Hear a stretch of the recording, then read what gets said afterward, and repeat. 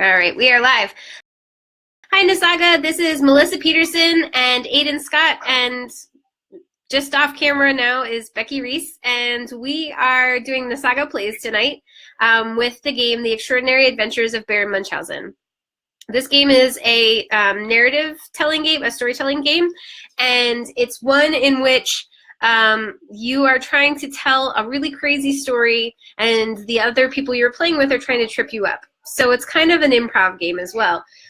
So the basic rules are to tell a story that I've got a few options here that we're all going to be telling, and then to challenge each other with try to catch each other out in a lie or in a misconception, so that you can get more points. Because at the end, whoever told the best story is voted on by the three of us, and that person gets to have all of the toasts to them. So if you've not seen this game before, it's in book form. It's really a fun read. I kind of feel like I should just read you the book instead of us playing, because it's that hilarious. If you haven't seen the movie, the movie had, I think it was Robin Williams playing Baron Munchausen, and it's a perfect cast.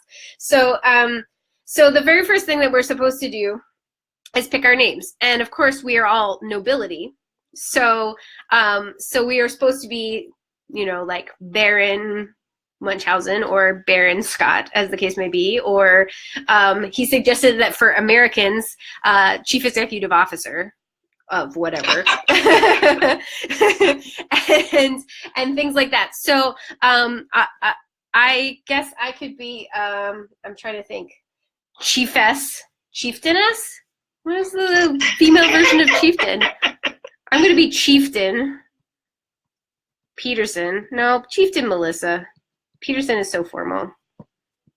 And I'm writing it down so that I remember, so that when somebody calls me that, I don't go, who? I'll be Duchess Reese. Okay. And Aiden, what are you going to be, a baron or?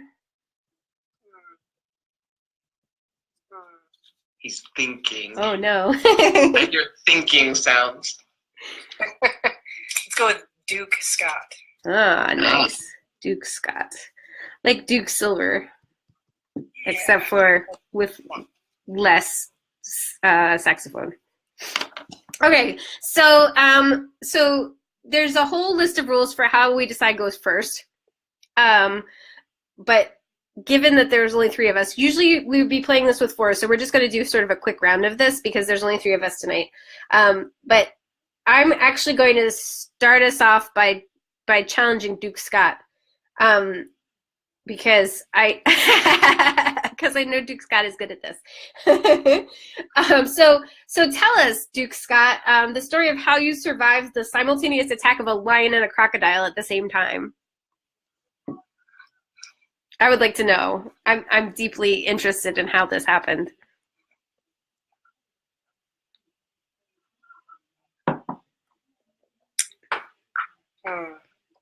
So how I survived a simultaneous attack between a lion and a crocodile? Of a lion and a crocodile at the same time. On you, I think. I don't think they were attacking each other. Though I guess you could have gone that way. I'm sorry, I just messed that up for you. Let's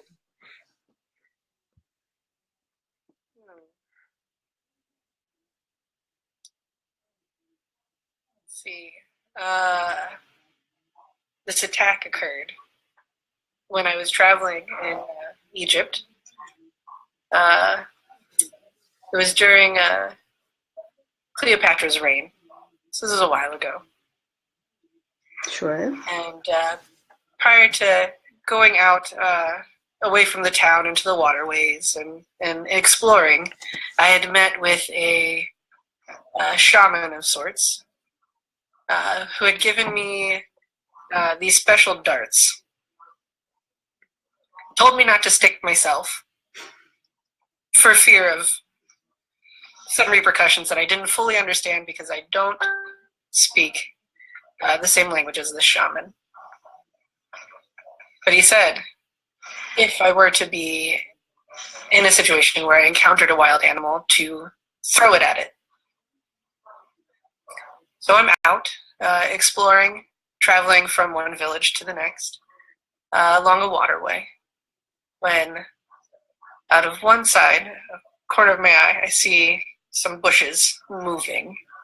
And out of the other, I see a log creeping up the bank of this waterway.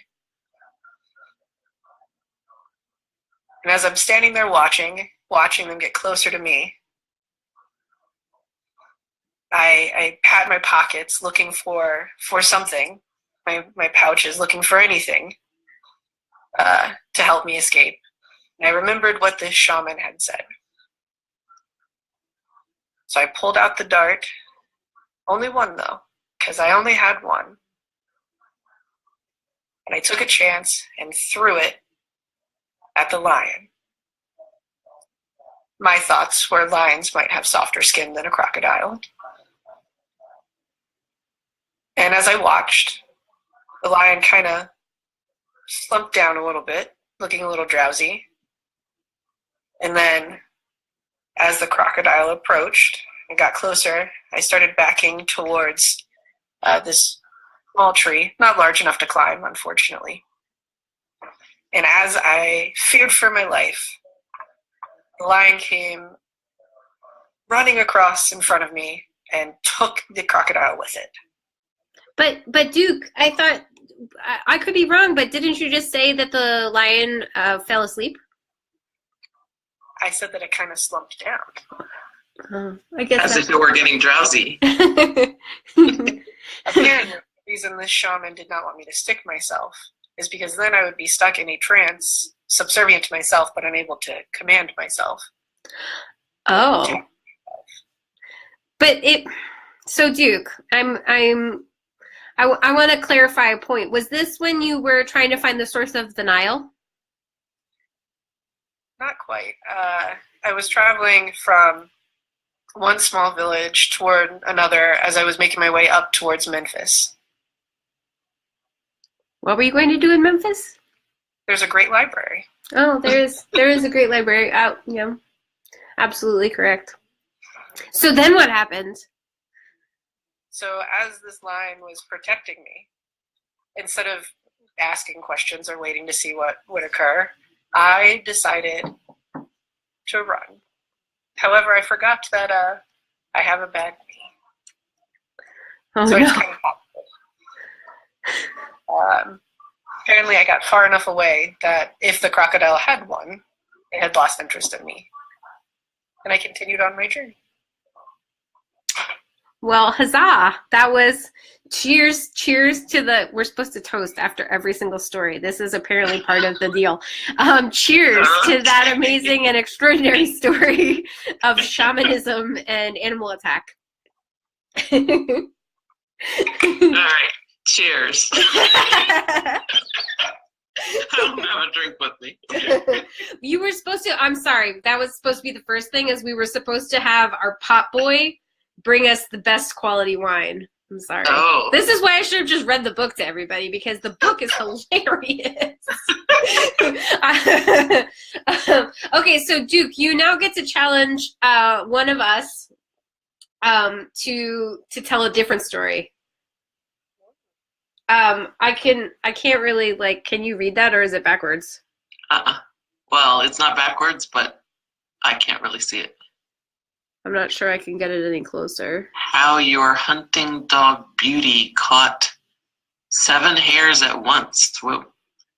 How you were able to reach the moon using only 20 feet of rope, and how you returned. Whoa.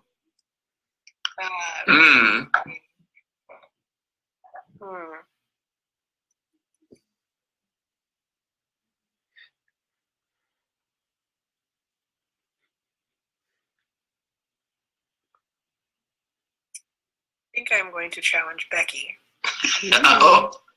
to the how you were able to reach the moon with only 20 feet of rope and return. All right. Yeah, the return part is the challenge. So, I was a Girl Scout all my life, and I went Cheers to for Girl Scouts. Woohoo! Yeah. So I learned all kinds of knots and special techniques for using with ropes, and as you may know, a rope is generally made of various fibers that are wound together to make it larger and stronger. And so I took this 20 feet of rope and decomposed it into its smaller fibers and made it into a highly, highly, highly elastic mechanism. And I attached the two ends with some really nifty scout knots to the ends of trees, and I pulled it back, this extremely elastic fiber, pulled it back and sat in it and launched it like a slingshot. And it took me out of the atmosphere. That was the challenging part because I had to have a helmet on because, needed to make it through the atmosphere without burning up. And so I got through the atmosphere, and then was the easy part when I was in the vacuum of space because momentum just takes you forward. So I had carefully aimed my slingshot shot so that I would be heading towards the moon because heaven knows we would not want me to be just wandering out into space aimlessly without really heading towards the moon. So I eventually reached the moon in my spacesuit with my my vacuum sealed environment and life support system. But Duchess, how did you create a vacuum seal? Well, I went to NASA and consulted with them, and they have some really breakthrough research, I got to tell you. Even though they haven't been funded very well lately, they had some pretty impressive research that they were happy to allow me to use one of their experimental suits. And okay. So I know you're tight with them, yeah. Yeah. So that's how that worked out. So the challenge was about getting home because there I was on the moon. I visited the flag that Neil Armstrong had stuck there and whatnot. And amazingly enough, those footprints are still there from that moonwalk in 1968. So very impressive. So anyway, I then wandered away a little bit to some debris that they had left behind at the site there. And again, with my expert knot tying skills and all that sort of thing, I took the flag and broke that down into individual fibers and wound them together to make a rope. Now, it did not make a 20-foot long rope like I had before. I again was able to make it into some semblance of a springy kind of a fiber mechanism. And this time, instead of, there were no trees around to attach it to. So I found a piece of debris that was, I think, left over from a part of the lunar module or something that had been left behind, and a rock. And this time I created a catapult and launched from the catapult. Again, the challenge was not going through space, but getting through the Earth's atmosphere. And the real challenge was landing on that aircraft carrier in the ocean and not getting crumpled. You landed on the aircraft carrier? I just want to clarify. You landed on the aircraft carrier. I did, yes. And so that's it was impressive. Really important. You know how when the aircraft come in, they have like a snag line that kind of grabs you and makes the plane stop? Well, I didn't need quite as much power as that because I'm just a human being. I'm not a whole airplane. Sure. So I carefully aimed so that I could grab that cord and not smash on the deck of the aircraft carrier. And it worked. I had a few injuries, but they had pretty good medics on board. And so that's how it worked. Huzzah! Well done. That was a wonderful story.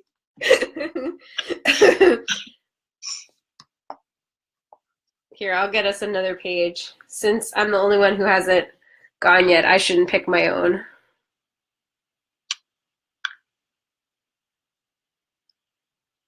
All right. So, Chieftain Melissa. Yes. How? Oh, I need it up still. Oh, sorry. Sorry. How did you discover the island of cheese, and how did you escape from its inhabitants? The island of cheese?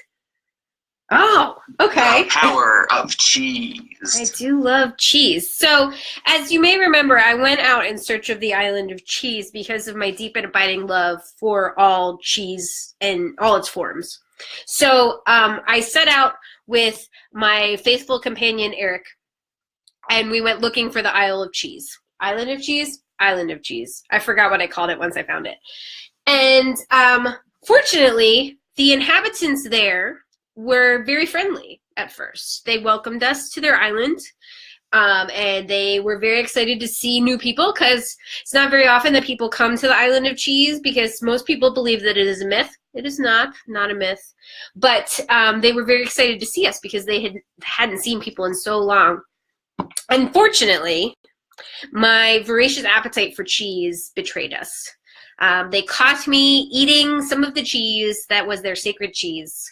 It was very delicious brie, though, so in my defense, it was totally worth eating the sacred cheese because it was delicious. And there were some olives on the island. It was so good. So they caught me eating the sacred brie cheese, and they immediately got very angry with both Eric and I because they felt like he should have better control over me, which, as we all know, is not the case. So,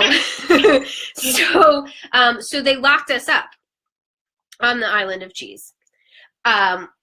Fortunately for us, they don't really have construction materials other than cheese, so I was able to eat my way out of the cage. As we were running away, though, because this is a big island of cheese, and cheese is not known for its structural integrity as a building material. I'm honestly not sure how they survived as long as they did. But we were running for our boat, which was not made of cheese, so we were pretty sure it would still be there because it was more sturdy. There's a word. It was sturdier than this island, so we figured it was probably still there. And as we ran, unfortunately, the cheese started to quake. Yes, Aaron just said locked us up and threw away the cheese. Absolutely correct. They threw away the cheese. And so the cheese island, the island of cheese started to quake because of all of the pounding footsteps from us and the inhabitants, the Cheesians, who were all running towards our boat. And at this point, we were both very concerned because it's hard to run on quaking cheese. And we could see our boat in the distance, but we weren't sure that we were going to make it. So we kept running as best as we could and crawling towards our boat. Everybody was having trouble, though, so we were all just sort of crawling towards the boat. It was the slowest high-speed chase ever, I can promise you, because we were all just crawling on this quaking cheese like an Indiana Jones film. And as we got to the boat, we climbed in, and the entire island sank, which would have been very bad for us because we had not really planned for the trip back because we figured if we found the island of cheese, we'd be set. But as the cheese sort of descended into the depths with all of the inhabitants on board, are you on board an island? All of the inhabitants still on the island. We managed to grab a large wheel of cheese and get it into the boat as we were jumping into the boat. So we had some food, and fortunately I was wearing extra petticoats, so I was able to make a fishing line and use the cheese to catch fish. So we didn't have just the cheese. We did have a problem with scurvy by the end because we did not get any oranges, but we survived long enough to get back to the mainland and get some vitamin C into our diet. So it ended up working out okay, even though we did almost, well, I guess we kind of ruined everything for the island of cheese. So I'm sorry that no one else will get to see it. But so how is it exactly that the Cheesians were not familiar with how to run on quaking cheese? Had they not evolved in any way? They just weren't used to people eating their cheese, so they didn't chase much because they didn't have to chase people off of their island for eating the cheese very often. So, you know, it does seem weird. You would think that they would have come up with some ways, but apparently they're not big hunters, just gatherers. So not a lot of need to sneak up or chase olives. Yeah. Just cheese munchers, huh? Yeah, pretty much. Okay. Or olives or whatever. Not the sacred cheese, though. I am interested in how this produce came to exist on the island of cheese. The entire island was cheese. Yeah, so sure, the island is totally cheese. Fortunately, there is a rare strain, I'm not sure what the correct word is, of olive tree that grows quite well in rotting old cheeses. So the olive grove was on the blue cheese section of the island and was doing quite well there.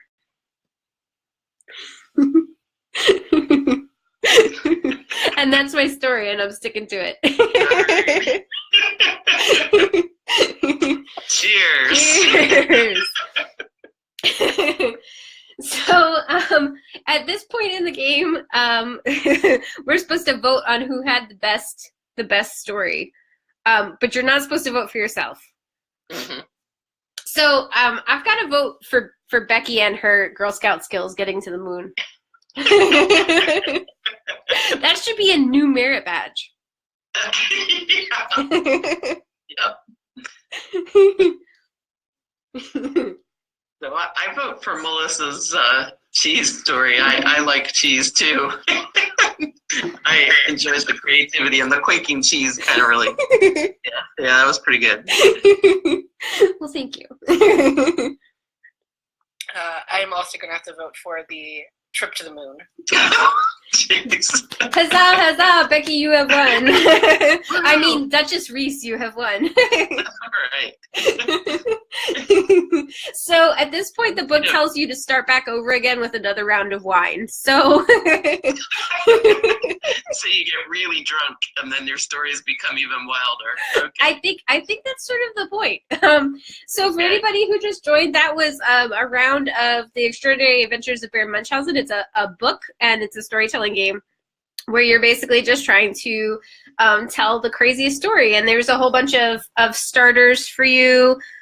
Sorry for my random Kindleness, but there's a whole bunch of story starters for you, and a lot of silliness involved.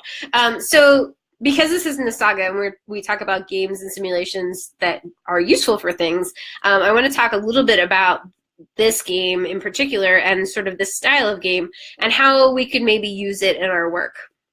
So it's obviously very much an improv game and very much about taking what others give you and trying to incorporate it into whatever crazy tale you're already telling, which I feel like that could go a long way, not only for an icebreaker, but also it could go a long way towards helping teams that are maybe not communicating very well, allowing them to start to listen to each other a little bit more and collaborate a little bit more effectively when it comes to most things.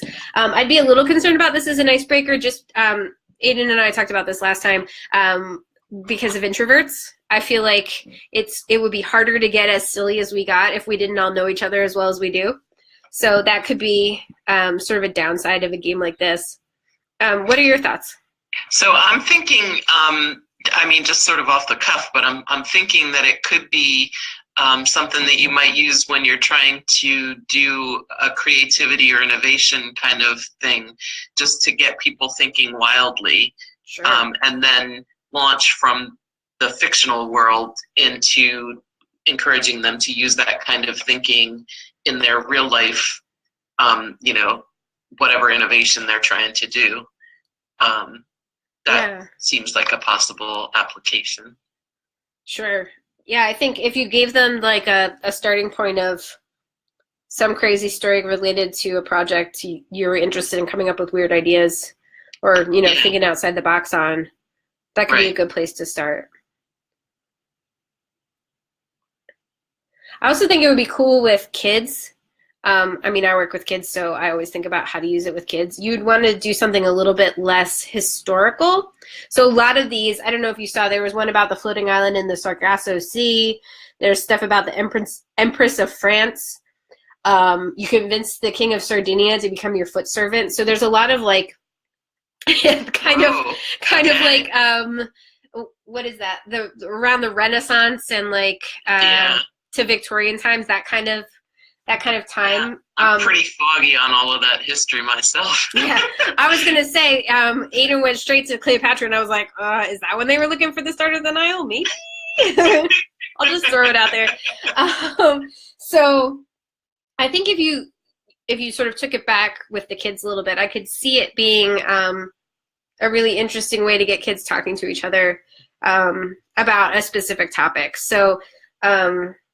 You may want to take out some of that, the like challenging them on their story though, because kids can get a little crazy with that. Ada, what do you think for your college age? Yes, I think it could be a really good icebreaker and team builder. And thinking about working with the current Generation Z, all about creativity, innovation, the next app, whatever, like entrepreneurship, that sort of thing. Sure. I think giving them an opportunity to flex those muscles in a non-threatening way is pretty cool. And this has zero consequence, like no consequences at all. And then having the points where you like challenge them helps them get into develop the skills and the understanding of how they can go through and fill in holes and gaps. Because when they move into a setting where it counts for a grade or it's what they need to do for their job or what they want to do for their career, having already been to the point where, okay, well, here's my story, here's my narrative, here's my product, and then being able, when investors or whoever comes back to them with those questions, to be like, oh, well, here's how this happened, here's how we fill this in. Yes, I understand we have this gap, but this is what we're hoping to do if we get funding, that sort of thing. I also think potentially using the framework of it, so similar to what you were talking about with younger kids, changing some of the story prompts, maybe even making it more specific to whatever subject area you're teaching or whatever topic you want to get at, and making those prompts a little bit more directive to what you're working on with them can also help them create stories that are within a real life context. Sure. Like I'm thinking about the RAs that I work with, new RAs, like having them talk through like what they think how they think you would handle a situation, and then kind of talking through like the areas that they did well or the areas where like there may be things that their knowledge base isn't full on. So like specific policies or who to call when kind of thing could be kind of cool. Sure. Or de-escalating a contentious situation. That could be if you make a really crazy contentious situation and you're kind of actually trying to apply the skills.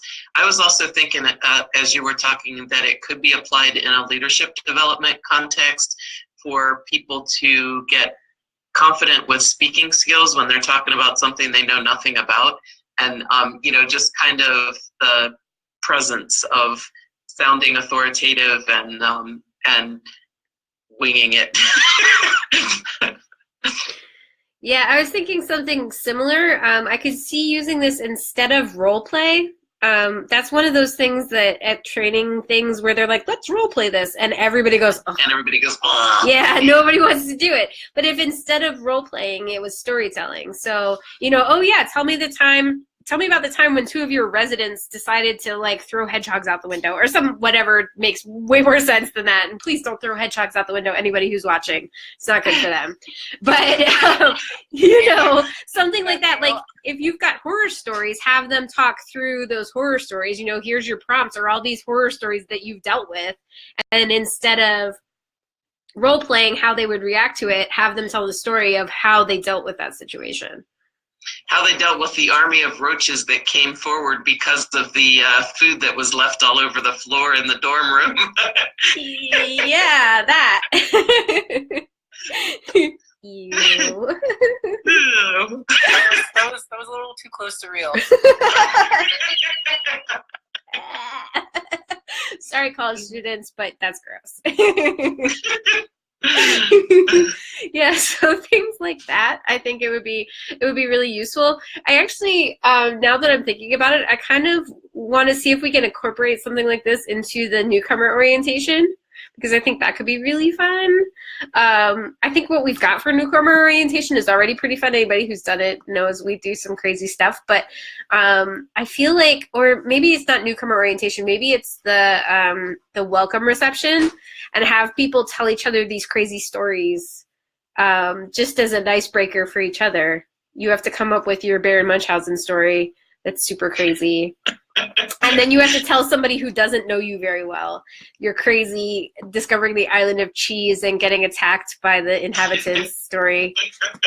I feel like everybody feels like they know me, though, because I'm on all of these videos. So they're like, oh, we know you. Crazy cheese lady. So I think we've got a couple of people watching, and if you are watching and you have any questions or you have any thoughts on this, please post a comment. Otherwise, we can probably gab about it for a little bit longer. But this is a little bit of a shorter game, so if you saw Nasaga Plays Numero Uno, it was like an hour and a half long, crazy robotic penguin co-creation narrative, which you can totally go back and watch if you feel like watching Aiden and me and Matt and Mark come up with weird ideas for an hour and a half. So that's one option, but this is a little bit shorter. It actually recommends that you try to keep each story to about 5 minutes. Aaron, I see your question. So Aaron Agostini said, is the game still in print? And it is, as far as I can tell. I got it on Kindle. It was available through Amazon, so it's a good read. Even if you have no intention of playing the game, it was pretty hilarious reading. There's a whole section on duels, and he goes off on tangents like 3 different times in the middle of the thing about dueling. We didn't go into dueling or anything like that here because we're all pretty new to this game. So there's a whole section on strategy and stuff too. So there's probably even more that we didn't even plumb the depths of. But it does say to try to get somewhere around 4 to 10 people. It said if you have 20 people playing that you should just get some arms and take over Belgium instead. So, okay. I was breaking into smaller groups, but no, of course, yeah. Okay. So Rob Reddick just asked, or I guess suggested, I wonder how useful it would be for something like creative writing as a brainstorming tool. In my opinion, I think it would be awesome because there's a lot of great prompts, and even if you didn't use these prompts, if you just kind of rolled with the idea of it, I think you can come up with some really good ideas. Becky, Aiden, anything to add about creative writing and brainstorming? Yeah, I think it would be great for trying to break through writer's block and just, Absolutely. especially if you're doing fiction, to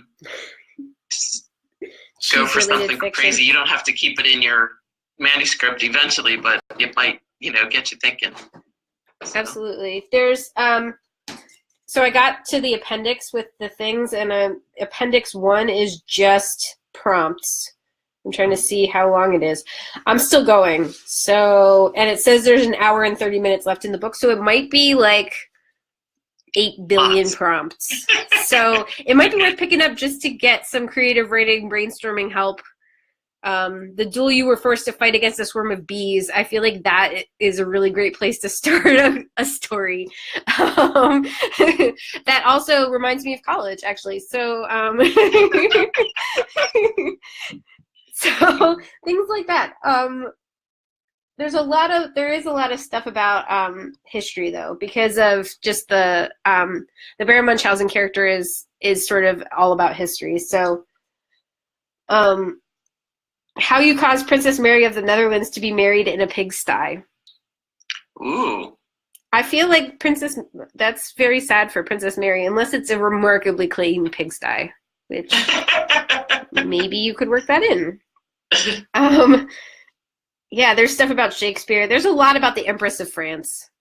He does acknowledge her early on and say that she's like the other reason why the game is awesome. It's like, I have to thank myself and the Empress of France for this being amazing. So worth picking up just for the silliness of it, if nothing else. Did anybody else have any final thoughts or concerns about this? I feel like we've plumbed the depths, as it were. Rob just said, I'm also thinking about adapting it for an online course. I think you could use it in a play by post way to start creating community among online learners.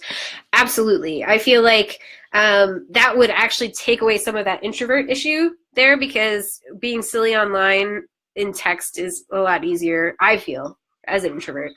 I know nobody believes me that I'm an introvert, but I am. Text is way easier than talking and being face-to-face with people. So I think that would be awesome, especially if you had like a grad student cohort that none of them are going to meet until graduation. That would be an amazing way to get them actually building community.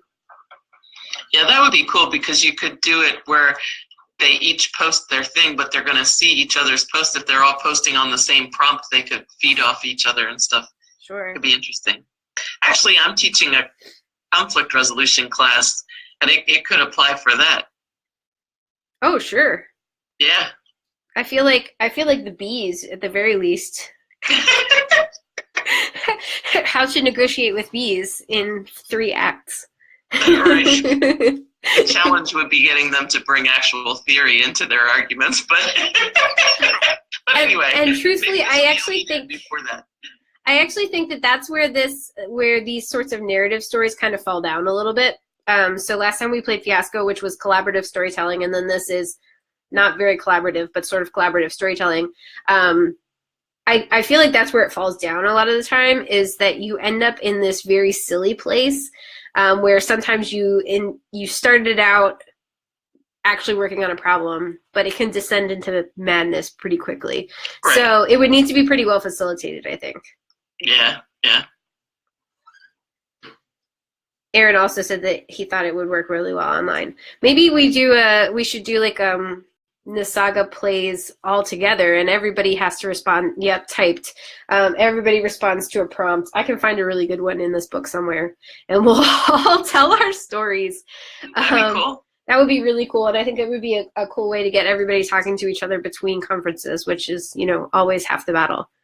Yeah. Anything else before we go? Because it's been about 40 minutes. Anyone? I'm good. That was fun. Awesome. I had fun too. It was a lot of fun, definitely. I do want to say, like, you could play this without making any changes or anything to it, and just focus in on how you want to debrief it, which, Becky is a great resource for debriefing. Yeah. Oh, thank you. Figuring out what questions you want to ask, or if it's part of a specific lesson, how to get to the point you want them to derive from it. So, like, even thinking about the conflict resolution, like, how do you deal with somebody questioning your experience or your reality, could be a good, just thinking about debrief as well. And that can help bring the silliness back. Sure. Yeah. Well, and especially since they're quick little 5-minute things, and you're not looking for 20 minutes of talking, you might, as long as you debrief between each one, maybe, to bring the silliness back down before doing the next one. Maybe. I don't know. I'd have to see how that went.